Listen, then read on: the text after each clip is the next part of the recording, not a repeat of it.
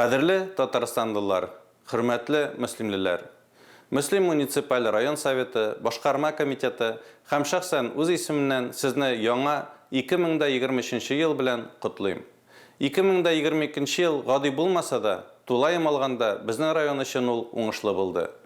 2022 ел Мөслим районының социаль-икътисади үсешендә әһәмиятле ел булды. Быел безнең аграрийлар рекордлы 200,800 тонна бөртеклеләр уңышы җыеп алдылар. Район эшмәкәрләре үсешен дәвам иттеләр.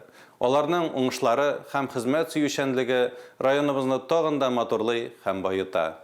Шулай ук районда халык өчен уңайлы мөхит булдыру буенча максатчан эш дәвам итте.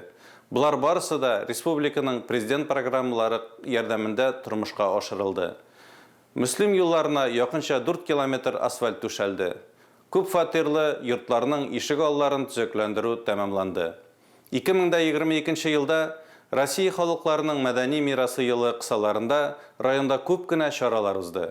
Без район халкының традицияларын торгызу һәм саклау өстендә эшлибез. Мөслим фестиваль мәйданчыгына әверелде. Биредә федераль дәрәҗәдәге чаралар узды.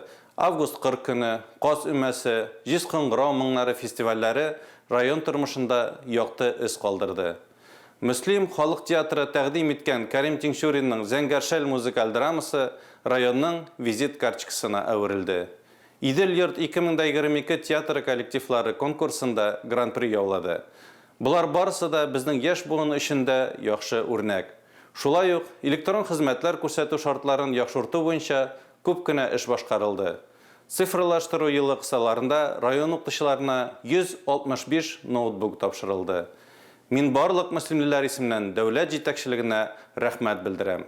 Киләсе елда да без барлык программаларда катнашып, тормышыбызны тагын да матуррак, көнкүрешебезне уңайлырак итәрбез дип ышанам. Хөрмәтле Татарстанлылар, Мөслим районы халкы, сезнең хезмәтегез республикабыз, районыбыз үсеше өчен башкарган игелекле эшләрегез өчен зур рәхмәт.